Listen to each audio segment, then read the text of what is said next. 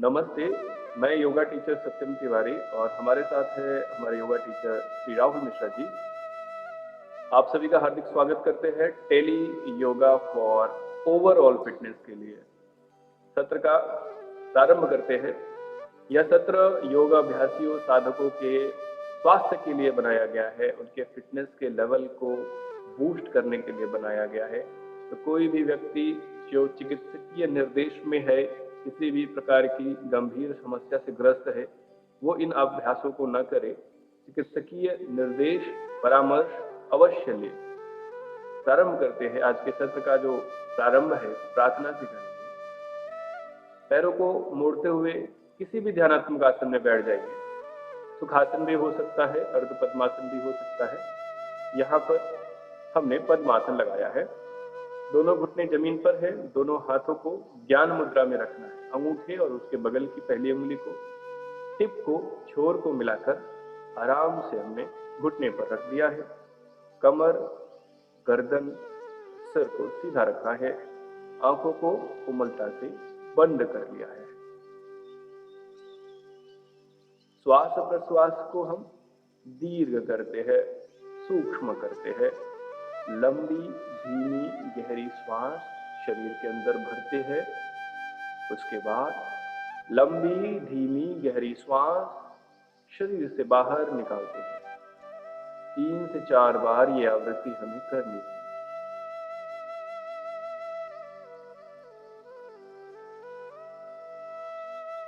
श्वास भरेंगे, 3 बार ओमकार करेंगे, उसके बाद 3 बार शांति और ईश्वर का स्मरण करेंगे। ओमकार के कुछ श्वास भरे,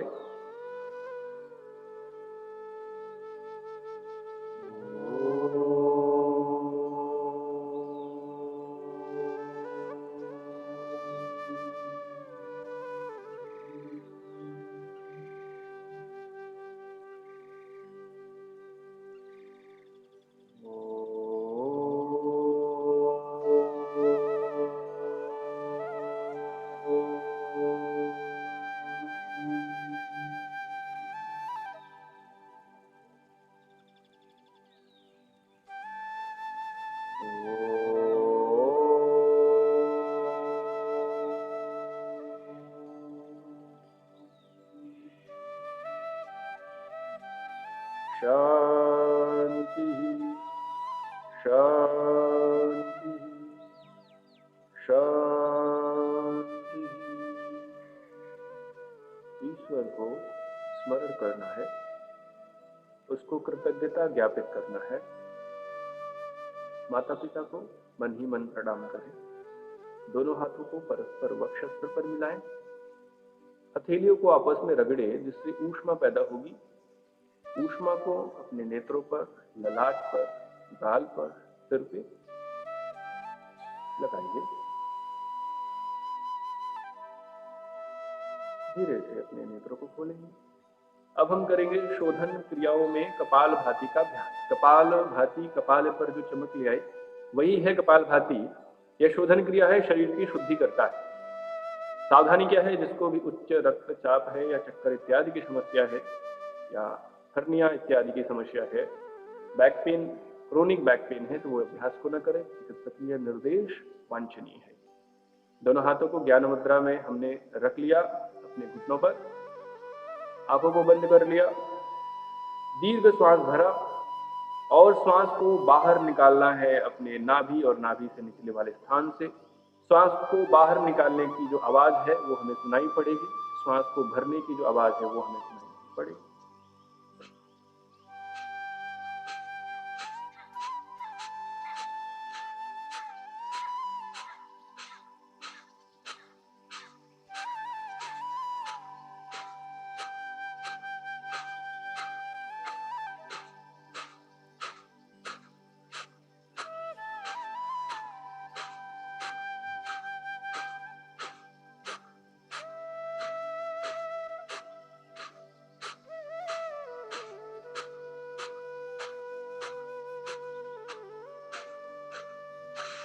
कंप्लीटली एक्सेल कर देना है।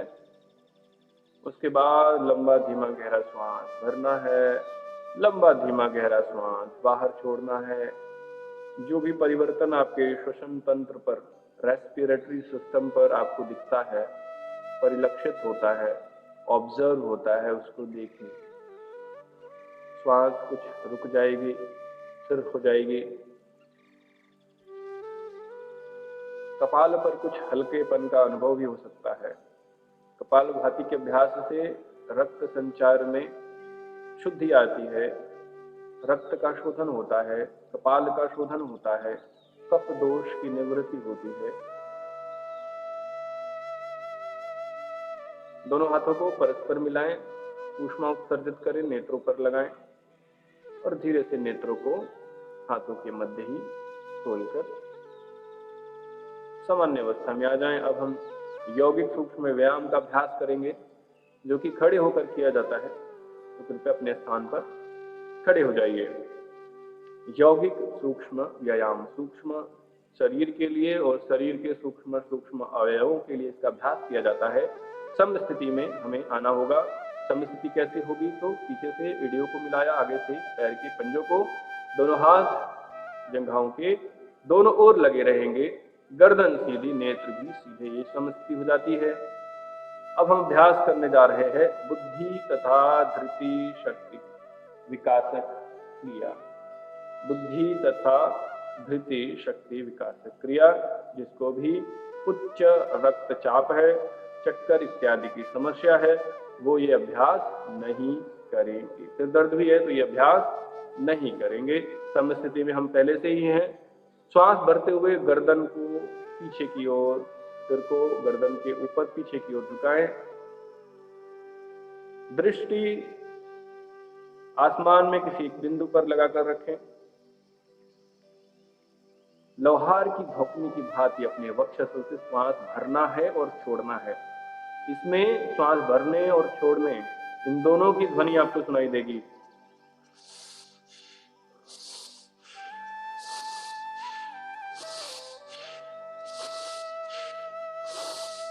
आपका ध्यान शिखा मंडल पर लगाकर रखना है आपको।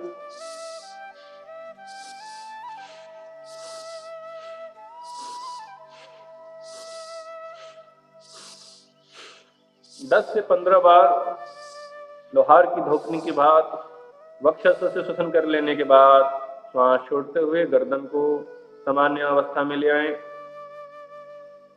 डीप ब्रीदिंग करें, लंबा धीमा गहरा श्वास भरें और लंबा धीमा गहरा श्वास छोड़ें। लाभ क्या है? तनाव को दूर करता है, स्ट्रेस को, मेंटल स्ट्रेस को, फिजिकल स्ट्रेस को दूर करता है, अवसाद को, डिप्रेशन को दूर करता है। इस क्रिया के अभ्यास से बुद्धि तत्व की विशुद्धि होती है। हमारे मस्तिष्क में केंद्र हैं, ज्ञान के तंतु हैं, उनकी जागृति होती है, सद्बुद्धि प्रदान और हमारे चेतना की जागृति भी इसके अभ्यास से होती है। अब हम अभ्यास करने जा रहे हैं ग्रीवा शक्ति विकासक क्रिया।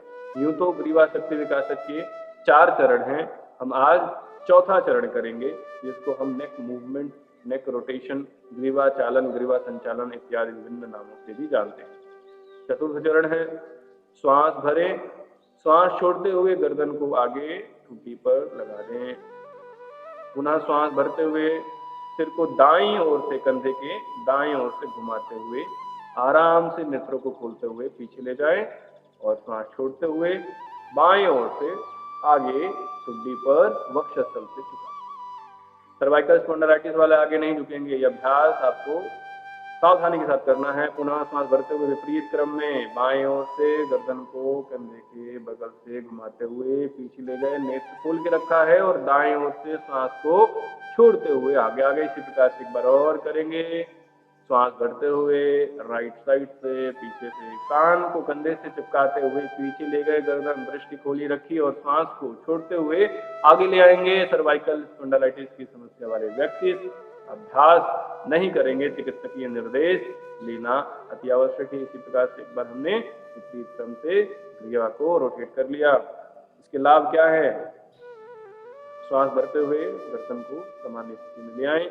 इस क्रिया के अभ्यास से हड्डियों, मांसपेशियों और कंधे के क्षेत्र की जो तंत्रिकाएं हैं, जो नर्व्स हैं, नर्व्स रूट्स हैं, वो हेल्दी बनती हैं। रीढ़ की, गर्दन की जो बीमारियां हैं वो दूर होती हैं। स्कंध के चालन में कोई जो रुकावट है, कोई भी जो खिंचाव इत्यादि आ गया है, उसको भी ये दूर करता है। और यदि इसका सम्यक अभ्यास किया जाए तो सर्वाइकल की समस्या वाले व्यक्तियों को कुछ मायने में लाभ भी प्रदान कर सकता है, लेकिन थेरेप्यूटिक इंटरवेंशन के रूप में ही इसका अभ्यास किया जाना चाहिए। अब हम अभ्यास करने जा रहे हैं कटी शक्ति विकासक की। कटी शक्ति विकासक का जो अभ्यास है उसकी भी 2 विधि हैं। हम पहली विधि करेंगे, दोनों पैर मिला लिया है, दाएं हाथ की मुट्ठी बना लेंगे, अंगूठा अंदर रखेंगे, उसको कमर पर पीछे रखेंगे और बाएं हाथ से उसको पकड़ लेंगे। कृपया पीछे मुड़ के उठाएं। इस प्रकार से आपने दाएं हाथ की मुट्ठी को पकड़ लिया है। कोहनी को शरीर से पीछे लगाकर रखें।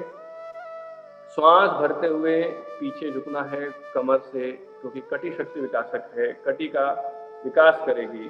और कमर दर्द वाले आगे नहीं झुकेंगे, श्वास छोड़ते हुए कमर से आगे झुकना है। उच्च रक्तचाप वाले हृदय रोगी भी आगे की ओर नहीं झुकेंगे, चक्कर वाले व्यक्ति ज्यादा पीछे नहीं जाएंगे। इसी प्रकार से श्वास भरते हुए आगे से 90 अंश का कोण बनाते हुए पीछे झुकेंगे कमर से। यहाँ पर वापस आए, मुट्ठी का जो स्थान है उसको परिवर्तित कर सकते हैं, बाएं हाथ की मुट्ठी बनाकर दाएं हाथ से उसको पकड़ सकते हैं। क्रम हमने विपरीत कर दिया जिससे कि एक साम्यावस्था बनी रहे हमारी भुजाओं की खिंचाव में, कोई भी अनावश्यक मस्कुलर टोन में डिस्टरबेंस ना हो। श्वास भरते हुए कमर से पीछे झुके, चक्कर वाले ज्यादा पीछे न झुकें। श्वास को छोड़ते हुए आगे कमर से झुकें, कमर दर्द, उच्च रक्तचाप, हृदय रोगी आगे ज्यादा नहीं झुकेंगे। करते हुए वापस आ जाएं, सामान्य स्थिति में आ जाएं। लाभ क्या है? कटी का विकास करता है, कमर का विकास करता है, सुडौल बनाता है, मजबूत बनाता है। कमर के सामान्य दर्द भी इससे दूर हो जाते हैं। अगर आप आर्टिस्ट हैं, नर्तक हैं, डांसर हैं तो आपके लिए तो एक बहुत अच्छा अभ्यास माना गया है। अब हम अभ्यास करने जा रहे हैं उदर शक्ति विकासक। उदर शक्ति विकासक के भी 2 अभ्यास हम यहाँ करते हैं। पहला अभ्यास ही आज करेंगे। उदर का जो अर्थ है वह है आपका उदर स्थान, पेट का स्थान, नाभि से संबंधित जो भी स्थान है वो उदर के अंतर्गत आता है। पहला जो अभ्यास है वो हम करेंगे, दोनों हाथों को कमर पे रखें, अंगूठे हमने आगे की ओर रखे हैं, कोहनियां पीछे आपस में मिलाने का प्रयास किया है। 60 अंश के कोण पर हमें झुकना है आगे कमर से, 60 अंश भी, या अगर आप कहें तो 30 अंश भी इसको कह सकते हैं। आगे झुकना है कमर से, हमें दृष्टि सामने रखनी है और श्वास भरते हुए पेट को फुलाना है, श्वास छोड़ते हुए पेट अंदर जाएगा।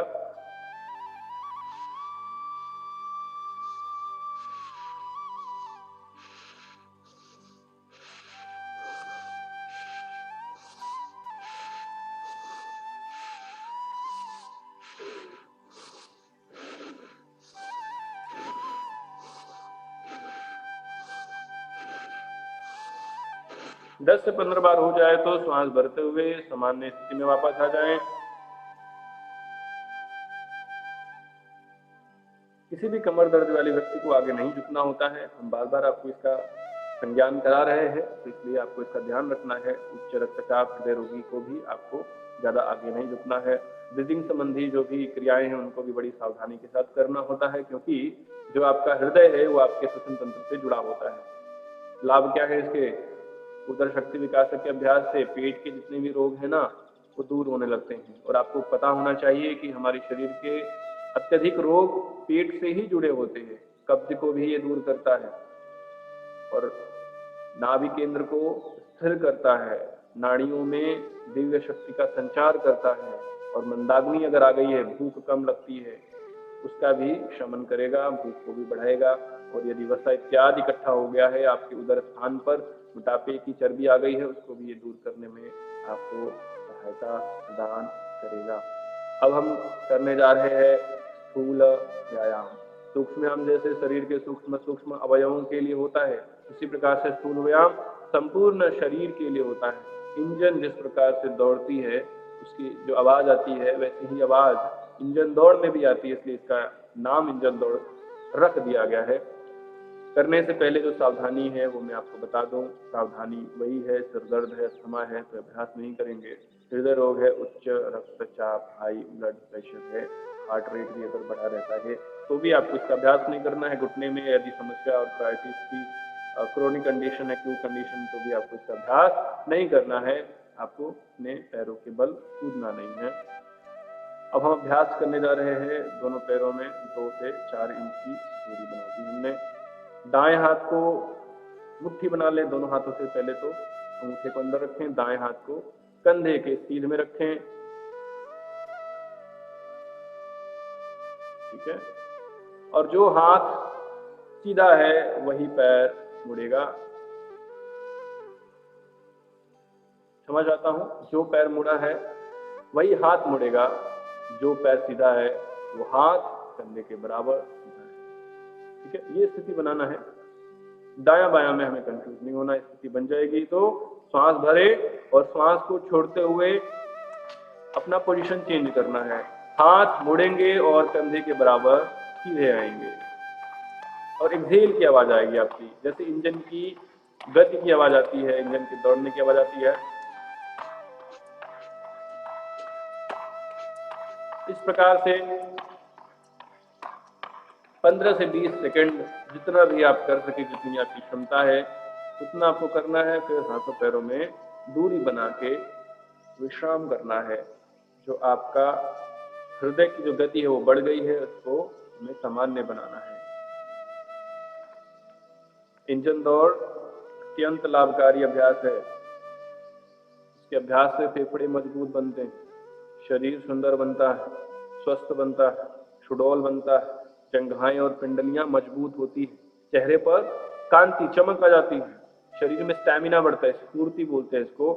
तो मोटापा भी है तो फैट लॉस में आपको मदद करेगा। और हार्ट का जो सर्कुलेशन है, रक्त का परिसंचरण है, उसमें भी मदद करता है। बैड कोलेस्ट्रॉल को हटाता है, गुड कोलेस्ट्रॉल को बढ़ाने में मदद करता है। हमने अभी आसनों के अभ्यास के लिए अब हम जाने वाले हैं। सुखव्यायाम और स्थूल व्यायाम कर लिया है, कपालभाति शोधन क्रिया भी कर लिया है। अब हम आसनों के अभ्यास के लिए तत्पर है। पहला जो आसन हम करने जा रहे हैं, ताड़ आसन उसका नाम है। ताड़ एक पेड़ है। ताड़ पेड़ों को रिप्रेजेंट भी करता है। जिस प्रकार से पेड़ सीधे स्थिर खड़े रहते हैं, कोई भी गति नहीं करते, उसी प्रकार से ताड़ आसन में जो व्यक्ति है किसी भी प्रकार का गति नहीं करता, एक सिलिंड्रिकल आकार में खजूर के पेड़ की भांति खड़ा रहता है। तो ताड़ का खजूर भी है, ताड़ पेड़ को रिप्रेजेंट करता है। सावधानियां क्या है? उन व्यक्तियों को इसका अभ्यास नहीं करना है जिनको वेरिकोज वेन है, उनको एड़ियां नहीं उठानी है, और हृदय संबंधी भी कोई रोग है तो भी अभ्यास आपको चिकित्सक के निर्देश में ही करना चाहिए। अभ्यास विधि हम करते हैं, दोनों पैरों को आपस में मिला लिया है, दोनों हाथ कंधों के बराबर सामने खड़ा किया, दोनों हाथ कंधों के बराबर सामने खड़ा किया, आपस में मिलाया, उंगलियों को गूंथ लिया, अच्छे से पलट के बाहर कर दिया, श्वास भरते हुए दोनों हाथों को ऊपर उठाया, कान से लगाया। यहाँ पर कान से लगाना अति आवश्यक है क्योंकि अलाइनमेंट इस आसन की मेरुदंड है, इस आसन की आत्मा है। Alignment must, alignment is must. कान हाथ से लगे रहेंगे। अब यहाँ पर शरीर को ऊपर खींचना है। एड़ी को उठाने से पहले एक अलाइनमेंट कर लें, फिर श्वास भरते हुए एड़ी को ऊपर उठा दें, दृष्टि सामने रखें। 10, 9, 8, 7, 6, 5, 4, 3, 2, 1। धीरे से सांस छोड़ते हुए एड़ी को नीचे लाना है, दोनों हाथों को सामने की ओर ले आना है, उलट देना है और खोल देना है। हाथों पैरों में दूरी बना के विश्राम कर सकते हैं। ताड़ासन का लाभ क्या है?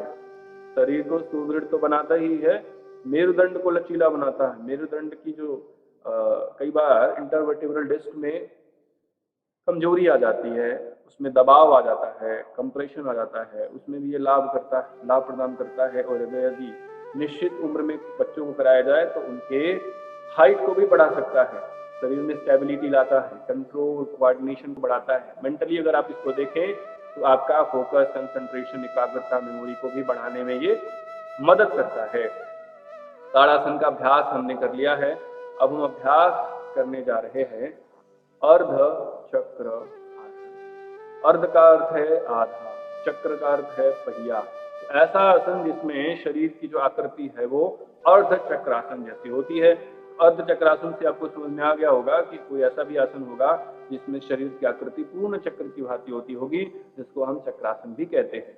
तो अर्धचक्रासन का जो अभ्यास है वो हम करने जा रहे हैं। सावधानियां यही हैं, पीछे नहीं झुकना है। यदि आपको चक्कर आता है, हाई बीपी है भी, तो आगे और पीछे ज्यादा आपको नहीं झुकना है। ये आपको पहले से बता दिया गया है।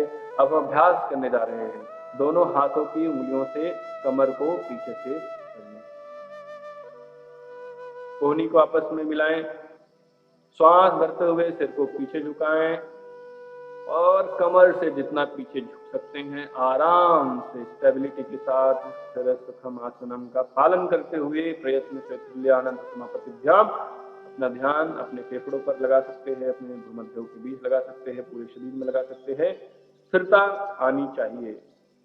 5 4 3 2 1 वापस से श्वास भरते हुए हम वापस आ गए।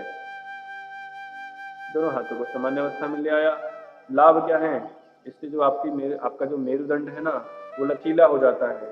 उसमें भी कोई नर्व कंप्रेशन की जो समस्या है उसमें भी आपको लाभ मिलता है यदि आप इसका थेरेप्यूटिक गाइडेंस में अभ्यास करते हैं। ग्रीवा गर्दन की मांसपेशियों को तो मजबूत बनाएगा ही, आपकी ब्रीदिंग कैपेसिटी को भी बढ़ा देगा, क्योंकि लंग्स का एक्सपेंशन हो रहा है, डायफ्राम का एक्सपेंशन हो रहा है, और सर्वाइकल स्पॉन्डिलाइटिस में भी ये लाभ प्रदान करता है। लेकिन निर्देश मैं बार बार आपको बता रहा हूँ आवश्यक है।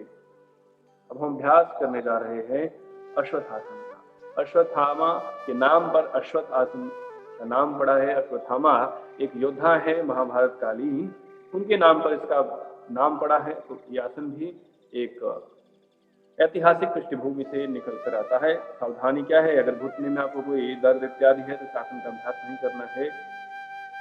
अभ्यास विधि क्या है? दोनों पैरों को आपस में मिलाते हुए सीधे खड़े हो जाएं। दाएं हाथ को दाएं कान से लगाते हुए ऊपर की तरफ ले जाएं तथा हथेली सामने की तरफ रखें। बाएं हाथ को कंधे के बराबर फैलाएं तथा जमीन की तरफ रुख करके रखें। धीरे धीरे सांस भरते हुए बाएं पैर के घुटने को सीधा रखते हुए जमीन से ऊपर उठाएंगे। सामान्य सांस लेते हुए इस आसन में अपने क्षमता अनुसार रुकना है। 5 4 3 2 1 सामान्य श्वास के साथ एक्सहेल करके भी आ सकते हैं। हाथों पैरों में दूरी बनाएं, श्वास भरें और छोड़ें। ये फेफड़ों के संबंधित समस्याओं में ना आपको प्रमोटिव और प्रिवेंटिव दोनों ही हेल्प प्रदान करेगा। लंग्स के फंक्शंस को इम्प्रूव करेगा, ब्रीथिंग कैपेसिटी को, लंग्स कैपेसिटी को भी इम्प्रूव करेगा, और लोअर बैक पेन LBA में भी आपको मदद प्रदान करेगा, उसको मैनेजमेंट में आपको मदद प्रदान करेगा।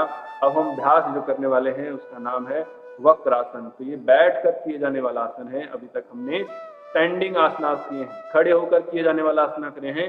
अब हम अभ्यास करने जा रहे हैं बैठकर किए जाने वाले आसनों का, जिसमें जो पहला आसन है वो है वक्र आसन। वक्रासन, वक्रधनासन, वक्रासन। वक्र का अर्थ है घुमाव या ऐठन। तो इस आसन के अभ्यास में जो मेरुदंड है ना, वर्टिब्रल कॉलम, उसकी अस्थि को हम घुमा देते हैं, रोटेट कर देते हैं, वक्रित कर देते हैं, ऐठन प्रदान करते हैं। इसलिए जो शरीर की आकृति है वो एक प्रकार की वक्रित हो जाती है, इसलिए इसका नाम हम वक्रासन कहते हैं। सावधानी क्या है? यदि आपको बहुत ज्यादा पीठ में दर्द है, सर्वाइकल की समस्या, स्लिप डिस्क है, तो इसका अभ्यास नहीं करना है।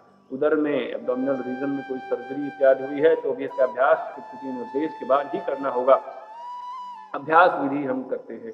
दोनों पैरों को सामने फैलाकर हमने दंडासन में बैठ गए हैं। हम दाएं पैर को मोड़ा, दाएं पैर के फुट को बाएं पैर के घुटने के पास रखा, दाएं हाथ को कमर के पीछे बाहर की ओर रखा है।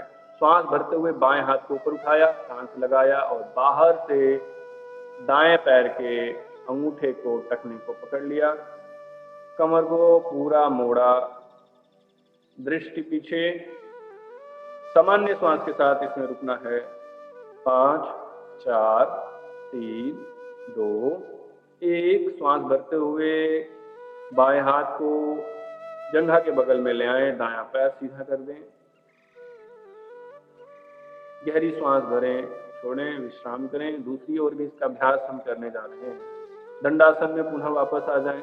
बाएं पैर को बाएं घुटने से मोड़कर दाएं घुटने के पास रख दिया। बायां हाथ कमर के पीछे बाहर की ओर, श्वास भरते हुए दायां हाथ ऊपर उठाया, शरीर को दायां ओर मोड़ा और दाएं पैर के पंजे को, अंगूठे को पकड़ लिया।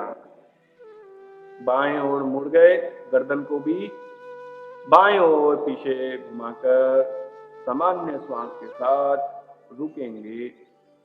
5, 4, 3, 2, 1। श्वास भरते हुए बाएं पैर को सीधा कर दें, दायां हाथ जंघा के बगल में, पैरों के बीच में दूरी दें और शिथिल दंडासन में कुछ देर विश्राम लें। लाभ क्या है? अब वक्र आसन में अगर हम मेरुदंड की अस्थि को घुमा रहे हैं तो मेरुदंड लचीला बनेगा और एब्डोमेन को भी हम ट्विस्ट कर रहे हैं और एब्डोमेन में सारे हमारे बेसिक ऑर्गन्स हैं, सारे हमारे बेसिक विसरल ऑर्गन्स हैं, तो कब्ज की समस्या भी दूर करेगा। अग्निमांद्य जिसको डिस्पेप्सिया कहते हैं उसको भी ये मैनेज करेगा और डायबिटीज में इसका इस प्रयोग स्पेशली किया जाता है। डायबिटीज मेलाइटस के मैनेजमेंट में वक्रासन का जो अभ्यास है वो चिकित्सकीय रूप से अत्यधिक प्रसिद्ध माना गया है। अब हम अभ्यास करने जा रहे हैं जानु शिरासन। जानु का अर्थ है हमारे पैर का घुटना, शिर आसन। जिस आसन में आपका सिर आपके घुटने से लगे वही है जानु शिरासन। साइटिका की समस्या है, घुटने का दर्द है, पीठ का दर्द है, पेट में कोई घाव है, हृदय रोग है, हाई बीपी है, तो ये अभ्यास नहीं करना है। अभ्यास प्रारंभ करते हैं। सामने की ओर दोनों पैरों को फैलाकर हमें दंडासन में बैठना होगा। दाएं पैर को मोड़ना है और इस प्रकार रखना है कि एड़ी पेरिनियम को छूती रहे, वह पंजा बाएं पैर की जांघ से सटा रहेगा। श्वास भरते हुए दोनों हाथों को ऊपर उठाना है, कान से लगाना है। श्वास छोड़ते हुए कमर से आगे झुकेंगे, आगे जितना झुक सके, और बाएं पैर के मुट्ठी को पकड़ लिया। जितना आगे झुक सके झुकें। सामान्य श्वास के साथ इसी आसन में रुकें। 5, 4, 3, 2, 1। श्वास भरते हुए दोनों हाथों को सीधा करें, कान से लगाएं और ऊपर आ जाएं। हाथों को नीचे करें। अब हम दूसरी ओर से इसका अभ्यास करेंगे। दाएं पैर को सीधा कर दिया, बाएं पैर को घुटने से मोड़ा और जंघा के मूल पर लगा दिया। दायां पैर सीधा। सांस भरते हुए दोनों हाथों को उठाया ऊपर, कान से लगाया। सांस छोड़ते हुए आगे झुके कमर से और पकड़ लिया हमने दोनों हाथ की उंगलियों से दाएं पैर के अंगूठे को। आगे झुकना है, जितना झुक सके। सामान्य श्वास के साथ रुकना है। 5, 4, 3, 2 और 1। वापस आ जाए। श्वास भरते हुए दोनों हाथों को कान से लगाएं, कमर को सीधा रखते हुए आगे आ जाएं। दोनों पैरों में दूरी बना के, हाथों में दूरी बना के विश्राम करेंगे शिथिल दंड आसन में। मोटापे को दूर कर देगा, कब्ज की समस्याओं, मधुमेह रोग को भी दूर करने में सहायता प्रदान करेगा।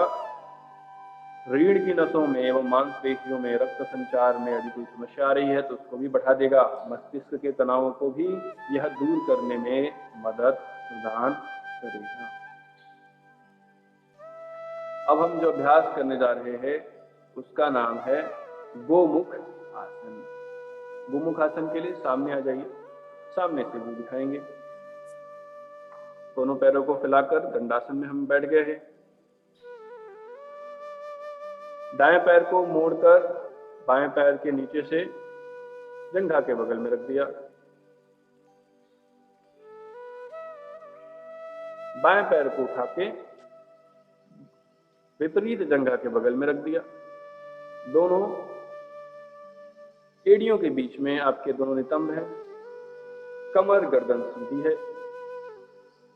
जो पैर ऊपर है, श्वास भरते हुए इसी हाथ को ऊपर उठाना है, पीछे से मोड़कर कंधे के पीछे से, और दूसरा हाथ नीचे से कमर के बगल से जाएगा और ग्रिप लगा लेंगे। आंखों को बंद करके विश्राम कर सकते हैं। गोमुख आसन। घुटने में ज्यादा समस्या है तो पैरों को मोड़ना नहीं है, ये इसकी एक सावधानी है। बाकी आसन काफी उत्तम आसन माना गया है। आंखें खोलें, श्वास भरते हुए सामान्य अवस्था में आ जाएं और दूसरी ओर से जिसका अभ्यास करें। इस बार बायां पैर ऊपर रहेगा, दायां पैर नीचे रहेगा, बायां हाथ ऊपर रहेगा, पीछे से जाके पकड़ेगा दाएं हाथ को, पैरों को मोड़ दिया, श्वास भरते हुए बाएं हाथ को ऊपर उठाया और दाएं हाथ को कमर के बगल से पीछे ले गए और उसको पकड़ लिया। दोनों हाथों को आपस में पकड़ लिया, आंखों को बंद करके सामान्य श्वास के साथ, और यदि संभव हो तो दीर्घ सूक्ष्म लंबी धीमी गहरी श्वास के साथ आसन में रुकना है। श्वास भरते हुए हाथों को सामान्य अवस्था में ले आए, शिथिल दंडासन में विश्राम करेंगे। लाभ क्या है? मधुमेह रोगियों को, पीठ दर्द की समस्याओं वाले को, कंधों में जिसकी अकड़न जकड़न आ गई है या गर्दन में कोई दोष है, सर्वाइकल स्पॉन्डिलाइटिस है, तो भी आपको मदद प्रदान करेगा। अस्थमा है तो भी आपकी लंग्स की कैपेसिटी को बढ़ाने में मदद करेगा और साइटिका के रोगों में भी आपको मदद प्रदान करेगा। अब हम इस आसन का अभ्यास करने जा रहे हैं। वो आसन है भद्र आसन। भद्रासन का अभ्यास करने जा रहे हैं। ग्रेसियस पोज, जिस आसन में भद्रता जाहिर होती है, जिस आसन में भद्रता प्रकट होती है, उस आसन का नाम है भद्रासन। सामने की ओर हम बैठेंगे, दोनों हाथ पैरों को फैलाकर दोनों हाथों को जंघाओं के बगल में रखा है, दंडासन में बैठ गए हैं। दोनों पैरों को घुटनों से मोड़ते हुए दोनों पैर के तलवों को आपस में मिलाएं और एड़ियों को पायु मूल के पास, मूलाधार के पास, पेरिनियम के पास ले आएं, जितना पास ले आ सकते हैं, और दोनों घुटनों को भूमि से लगाने का प्रयास करें। कमर गर्दन सीधी रखें और नेत्रों को कोमलता से बंद कर लें। यह एक धनात्मक आसन है। आर्थराइटिस साइटिका वाले व्यक्ति घुटनों को नहीं मोड़ेंगे, उनको दर्द हो सकता है, उनको ये सावधानी ध्यान रखना है। लाभ क्या है? भद्रासन के अभ्यास से शरीर दृढ़ होता है, मस्तिष्क को स्थिरता प्रदान होती है, और यदि छोटा मोटा दर्द है घुटनों नितंबों का, तो उससे भी आपको निजात मिल जाएगी। पेट के जो अंग है ना, वो एक्टिव हो जाते हैं, फंक्शनल हो जाते हैं, क्रियाशील हो जाते हैं, और महिलाओं के लिए यह आसन काफी मददगार है। महिलाओं को मासिक धर्म में आने वाली जो समस्याएं होती हैं, मेंस्ट्रुअल पेन इत्यादि होती है, एमेनोरिया की जो समस्या है, उनमें उनको मदद करता है। पेन मैनेजमेंट में काफी सहायक होता है। तो चिकित्सकीय निर्देश के साथ इसका अभ्यास आप कर सकते हैं। अब हम अभ्यास करने जा रहे हैं धनुरासन का। धनुरासन का अभ्यास करने के लिए हमें पेट के बल आना पड़ेगा। पेट के बल आ जाए, धनुष की आकृति बनती है, इसलिए इसका नाम है धनुरासन। धनुष आसन तो संधि हो गई धनुरासन। तो पेट के बल लेट गए हैं, पैरों को घुटनों से मोड़ना है, पैरों के टखनों को हाथों से पकड़ना है। जो पैर है वही हाथ रहेगा, टखनी को पकड़ लें। हाथों को सीधा रखते हुए दोनों पैरों को ऊपर की ओर इस प्रकार उठाएं कि सिर भी उठे, छाती भी उठे, ऊपर उठना है। हर्निया पेप्टिक अल्सर वाले, आंख की समस्या वाले अभ्यास न करेंगे। सामान्य श्वास के साथ इस आसन में रुकना है। 5 4 3 2 1। वापस से सांस छोड़ते हुए दोनों पैरों में दूरी बनाएं और मकर आसन में विश्राम करें। बाएं हाथ के ऊपर, दायां हाथ उसके ऊपर, ठुड्डी, माथा या गाल। डीप ब्रीदिंग करें मकर आसन में। लाभ क्या है? कोष्ठबद्धता, मंदाग्नि, अजीर्ण, जिगर की कमजोरी होगी, उसको दूर कर देगा। पेट में अगर चर्बी है तो उसको भी कम करेगा। पसलियों और आंतों को यदि उसमें कोई प्रोलैप्स इत्यादि हो गया है, डिस्लोकेशन हो गया है, तो उसमें भी मदद करेगा। जिन व्यक्तियों की नाभि खिसक जाती, चल जाती, उनको भी ये मदद प्रदान करेगा, नाभि को स्थिर बना देगा, कोर को मजबूत करेगा। तो इस प्रकार से ये काफी सहायता प्रदान कर सकता है। मकर आसन में हम लेटे हुए हैं, बाएं हाथ का तकिया बना के बायां करवट आ जाना है, फिर पीठ के बल आ जाना है। अभ्यास जो करने जा रहे हैं उसका नाम है सेतु बंध आसन। जिस प्रकार से एक सेतु को बांधा जाता है, सेतु का बंधन होता है, और जिस आसन में सेतु भी हो और बंध भी हो, तो शरीर की आकृति सेतु की हो जाए और बंध जालंधर लग जाए, या शरीर की आकृति एक बंधे हुए सेतु की भांति हो जाए, तो विभिन्न प्रकार की इसकी व्याख्या हम कर सकते हैं। शरीर की आकृति पुल की आकृति के अनुरूप होती है। सावधानी क्या है? अल्सर है, हर्निया इत्यादि है। और प्रेग्नेंट वुमेन अपने डिलेड प्रेगनेंसी में या जो आगे की कंडीशन है उसमें इसका अभ्यास नहीं करेंगे। अभ्यास करने जा रहे हैं हम। पीठ के बल लेटे हुए हैं, दोनों पैरों को मोड़ा है हमने घुटनों से और रख लिया है नितंबों के बगल में। जितना पास रख सकें रख लें। दोनों हाथों से दोनों पैर के टखने को पकड़ लिया, दोनों हाथों को भूमि पर लगा के रखा। श्वास भरते हुए कमर को, नितंबों को ऊपर की ओर उठाया, खींच के उठाया ऊपर जितना उठा सके। जालंधर बंद अपने आप लग जाएगा, शुद्धि आपके वक्षस्थल से लग जाएगी। इसमें सावधानी क्या है कि आपको अपना गर्दन, सिर बिल्कुल भी नहीं हिलाना है, नहीं तो आपके ग्रीवा वाले भाग में कोई भी चोट चपेट इत्यादि लग सकती है। सामान्य श्वास के साथ इस आसन में 5 4 3 2 1 रुकें, वापस आ जाएं, पैरों में दूरी बनाएं, हाथों में दूरी बनाएं। 4 से 5 सेकेंड लंबी धीमी गहरी श्वास भरें, लंबी धीमी गहरी श्वास छोड़ें। इसका लाभ क्या है? तनाव अवसाद को दूर करेगा, अनाहत चक्र की जागृति करेगा, अनिद्रा इंसोम्निया की समस्या भी है तो आपको मदद करेगा। कमर के निचले जो मांसपेशी है उसमें जो कोई समस्या इत्यादि है उसको दूर करके उनको मजबूत कर देगा, पाचन क्षमता को बढ़ाएगा और कब्ज से भी आपको छुटकारा प्रदान करेगा। अब हम अभ्यास करने जा रहे हैं आज का अंतिम आसन, उसके बाद शवासन करेंगे। चक्र आसन तो आपको पहले बताया था अर्ध चक्र के समय कि आधा चक्र तो पूरा चक्र भी होता है। इसमें जो शरीर की आकृति है एक चक्र की भांति होगी, इसका नाम है चक्रासन। सावधानियां क्या है? हाई बीपी है, पेट में इंटरनल ब्लीडिंग हो रही है, इंटरनल कोई वूंड है, घाव है तो नहीं करना है, और आपकी जो आंतें हैं, इंटेस्टाइन है, उसमें कोई डिसऑर्डर है तो अभ्यास नहीं करेंगे। बोन्स में ऑस्टियोपोरोसिस इत्यादि हो गई है, अस्थि में कोई रोग है, बोन डेंसिटी कम है तो नहीं करेंगे। नेत्र दोष भी है तो ये अभ्यास नहीं करेंगे क्योंकि शरीर का जो बैलेंस है वो बिगड़ सकता है। और यदि कर्णों में भी कोई समस्या है, सुनने में भी कोई समस्या है तो भी अभ्यास आपको बचाना चाहिए क्योंकि सेंस ऑफ बैलेंस आपका डिस्टर्ब्ड हो सकता है। तो इन सब बातों का ध्यान रखते हुए अभ्यास करने जा रहे हैं। दोनों पैरों को मोड़कर हमने पूर्ववत रख दिया अपने दोनों नितंबों के बीच में। चक्रासन का अभ्यास करेंगे। दोनों हाथ पलट कर रख दिया, दोनों कर्णों के बगल में भूमि की तरफ और रुख आपके पैरों की ओर। श्वास भरते हुए दोनों हाथों दोनों पैरों पर संपूर्ण शरीर को उठा देना है, नाभि बिल्कुल ऊपर उठी रहेगी। सामान्य श्वास के साथ 5 4 3 2 1 के साथ रुकना है और श्वास को छोड़ते हुए वापस से पहले अपने कमर को रखना है, नितंब को रखना है, फिर अपने कंधे और अपनी गर्दन को रखना है। सामान्य श्वास के साथ शवासन में बने रहें।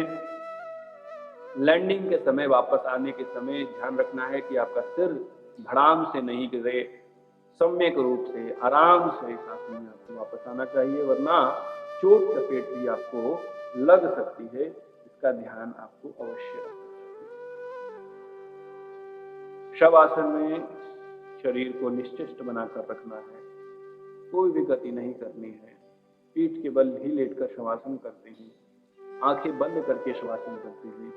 पूरे शरीर को शिथिल छोड़ देना होता है, अचेतन छोड़ देना होता है और अपना ध्यान श्वास प्रश्वास की जो नैसर्गिक प्रक्रिया है, जो नेचुरल प्रोसेस है, उस पर रखना होता है। और तब तक बने रहना है जब तक आपका चित्त, आपका मन, आपका शरीर शांत न हो जाए। इसके अभ्यास से तनाव से मुक्ति प्रदान होती है, शरीर और मस्तिष्क दोनों को कंफर्ट, आराम, रिलैक्सेशन प्रदान होता है। साइकोसोमेटिक सिस्टम, मनोकायिक तंत्र को भी विश्राम प्रदान करता है आपका माइंड और बॉडी एक साथ मिलकर कार्य करता है, जिसको हम साइकोसोमेटिक तंत्र कहते हैं, उसको ये रिलैक्स कर देता है, उसके वर्किंग को ये इम्प्रूव कर देता है। और जो हमारी इंद्रियां हैं जो बाहर भागती रहती हैं, उनको वापस से अपने उद्गम स्थान पर ले आता है।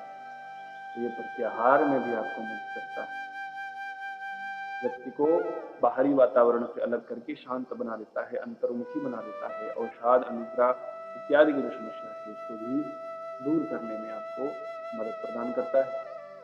धीरे से पैर की उंगलियों को हिलाएंगे, हाथ की उंगलियों को हिलाएंगे, पैरों को मिला लें, बाएं हाथ का तकिया बना के बायां कर बढ़ा जाए,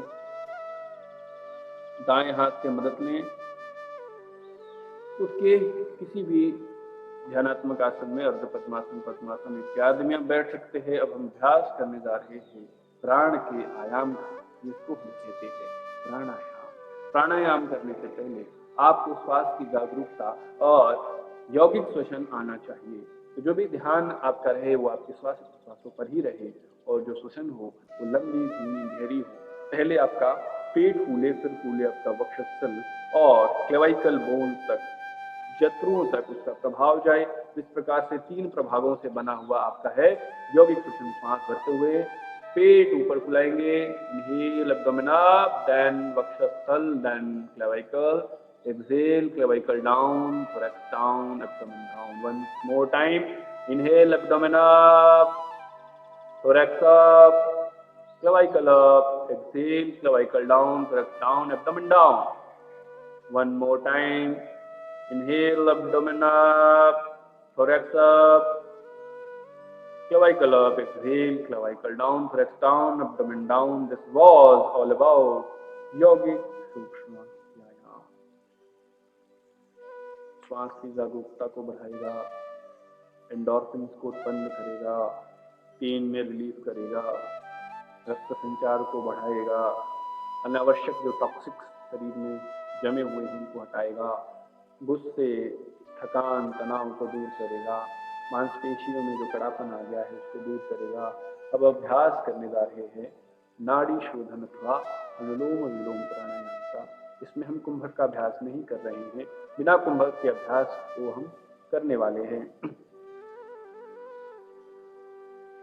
अनुपात का जो समय रहेगा, श्वास प्रश्वास की जो क्रिया है उसमें एक अगर बार आप श्वास भर रहे हैं 1 सेकंड के लिए, तो 2 सेकंड के लिए आपको सांस छोड़ना है। ये फॉर एग्जाम्पल था, तो आपको 6 सेकंड के लिए कम से कम 6 सेकंड के लिए सांस भरना होगा, और 6 सेकंड के लिए 6 से दूना 12 सेकंड के लिए सांस को बाहर छोड़ना होगा। अनुपात एक संबंधी 2 का रखेंगे।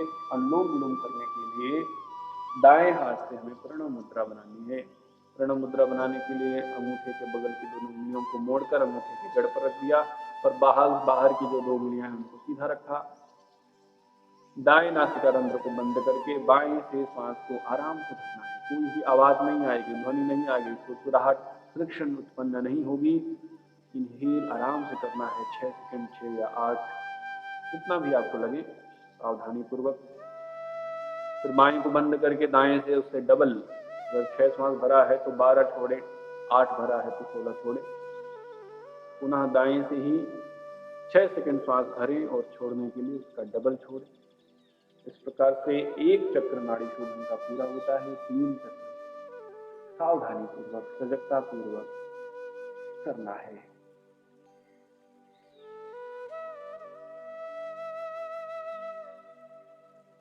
नाड़ी शोधन के अभ्यास से नाड़ियां और शिराएं शुद्ध होती हैं, नाड़ियों का शोधन होता है। हमारे शरीर में 72,000 नाड़ियां हैं, उनका शोधन होता है। रक्त का संचार भी सुचारू रूप से चलने लगता है। इसका जो उद्देश्य है वो शरीर की ऊर्जा को बढ़ाना है, शुद्धिकरण करना है, शरीर का न्यूट्रिशन का जो लेवल है उसको इम्प्रूव करना है। ये स्किन डिसऑर्डर्स में भी आपको हेल्प करेगा, मन की एकाग्रता को भी बढ़ाएगा, फोकस, कंसंट्रेशन, अलर्टनेस, मेमोरी को भी बढ़ाएगा, जीवनी शक्ति, वाइटैलिटी, प्राण शक्ति को भी बढ़ाएगा, चिंता तनाव के स्तर को कम से कम कर देगा, कफ विकार को भी दूर करेगा, ध्यान के अभ्यास में भी नेत्रों के लिए भी ये सहायक है, प्रतिरोध क्षमता को बढ़ाने में भी आपको सहायता प्रदान करेगा, इम्यूनिटी भी आपकी अच्छी हो जाएगी। अंतिम चक्र बाएं नासिका रंध्र से श्वास छोड़ते हुए दाएं हाथ को विज्ञान मुद्रा में अपने घुटने पर ले आना है।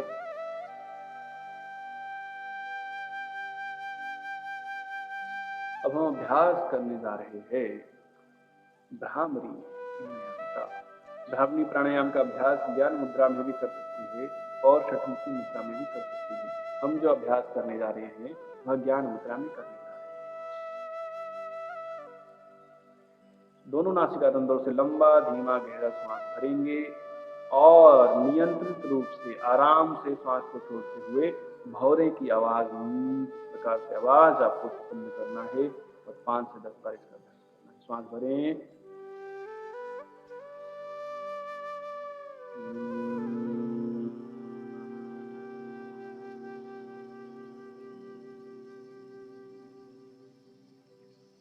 श्वास भरें,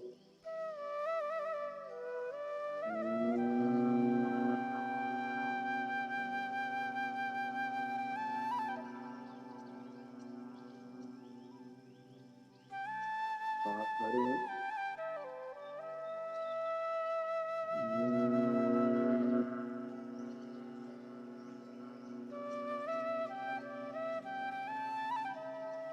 अंतिम बार इनहेल,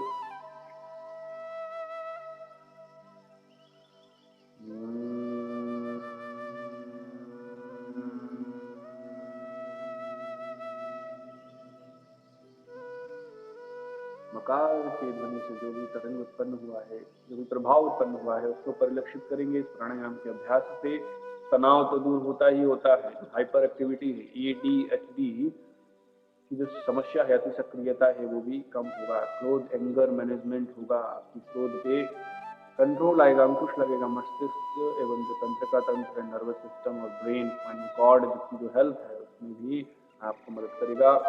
लंग्स की फंक्शंस को भी बढ़ाएगा, लंग्स के वाइटैलिटी को बढ़ाएगा, शांति को प्रदान करेगा।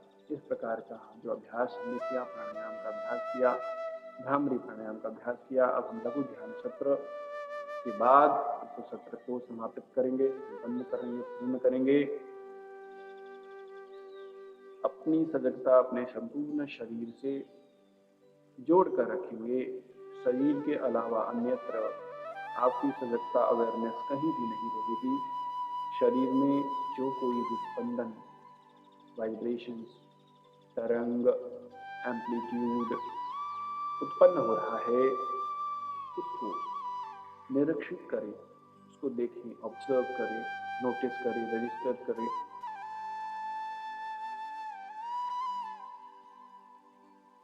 अब अपनी सजगता अपने श्वास प्रश्वासों पर ले जाइए।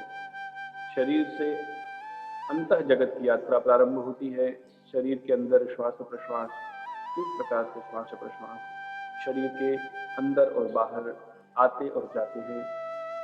हवा किस प्रकार से नासिकाग्र के अंदर प्रवेश करती है, किस प्रकार से आपके फेफड़ों के अंदर जाती है, और वो प्राणवायु किस प्रकार से आपके शरीर में वितरित हो जाता है, और कार्बन डाइऑक्साइड किस प्रकार से उत्सर्जित होकर फेफड़ों के बाहर ब्रह्मांड में चला जाता है।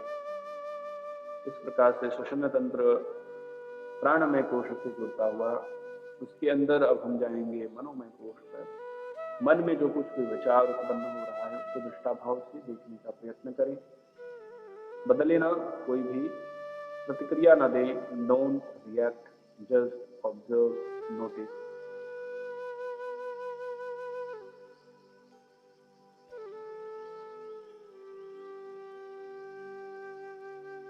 अपने ध्यान को अपने भ्रूमों के मध्य, भ्रूमध्यों के मध्य आज्ञा स्थान पर, आज्ञा चक्र पर बनाकर रखें। दोनों बाहों के मध्य अपने ध्यान को बनाकर रखें।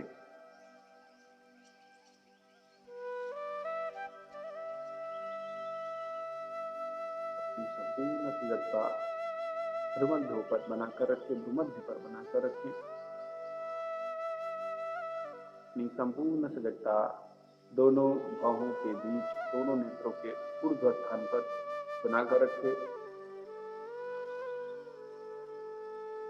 पुनः वापस से अपनी चेतना को अपने श्वास प्रश्वास पर ले जाएं, अपने संपूर्ण शरीर पर ले जाएं, और ऊर्जा, स्फूर्ति, एनर्जी का जो संचार हुआ है उसको महसूस करें। ओमकार और शांति से सत्र का समापन करेंगे। श्वास भरें,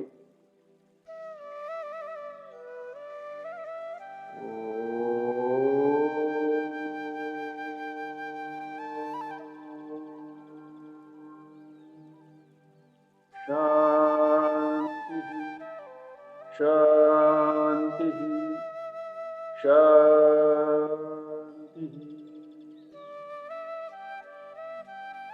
ओम के उच्चार के तरंगों को महसूस करें। मन ही मन ईश्वर, इष्ट, गुरु, माता पिता, इस पर भी श्रद्धा है उसको प्रणाम करें, धन्यवाद करें। दोनों हाथों को परस्पर वक्षस्थल पर मिलाएं, उनको आपस में रगड़ें। ऊष्मा उत्पन्न होगी, उत्सर्जित होगी। उस ऊष्मा को अपने नेत्रों पर लगाएं, पेट पर मसाज करें, कंधों पर लगाएं। जहां भी ऊर्जा की कमी अगर लगती है वहां पर ऊष्मा लगा सकते हैं। फिर से एक बार हाथों को रगड़ें, पुनः ऊर्जा उत्सर्जित करें और नेत्रों पर लगाएं। नेत्रों को दोनों हथेलियों के मध्य ही खोलें। इस प्रकार से हमने अभ्यास सत्र को संपूर्ण किया है। इस वीडियो को जरूर शेयर करिए, योग अभ्यास करिए, हमारे YouTube चैनल को लाइक करिए, वीडियो को लाइक करिए, चैनल को सब्सक्राइब करिए और बेल आइकन को दबाना बिल्कुल भी नहीं भूलना है। इसी प्रकार से हम मिलेंगे अगले सत्र में। धन्यवाद, नमस्ते।